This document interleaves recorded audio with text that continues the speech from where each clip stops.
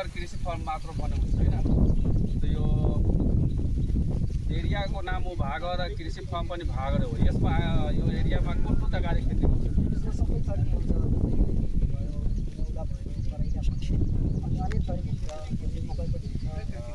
त्यो मकै त्यो अन्नबाली भयो, तरकारी खेतीमै त भिन्डी पनि हुन्छ।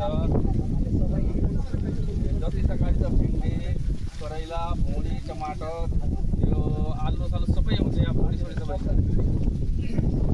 यसमा लगभग तपाईँको काठाको हिसाबले कति लगानी लाग्छ? कठाको हिसाबले अब भन्नाले अब के रोकिरहेको छ मान्छे, अब भिन्डी छ भने त्यसमा चिरौला छ भने त्यसमा आफ्नो ढाकी हाल्नुहुन्छ, त्यसको लागि बेग्लै अब खर्च हुन्छ।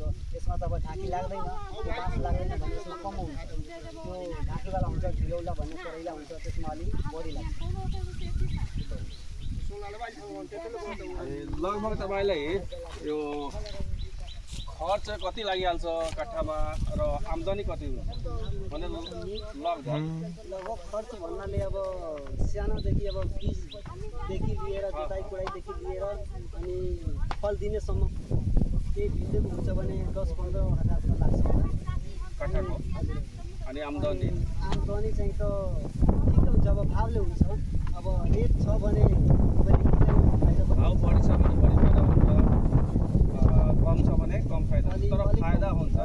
तपाईँले त्यो गरेको काम श्रमिक त्यो निक्लिहाल्छ, जति कम भाउ लगाए पनि ठिकै छ। अब थ्याङ्क यू त्यो जानकारीको लागि तपाईँलाई धन्यवाद।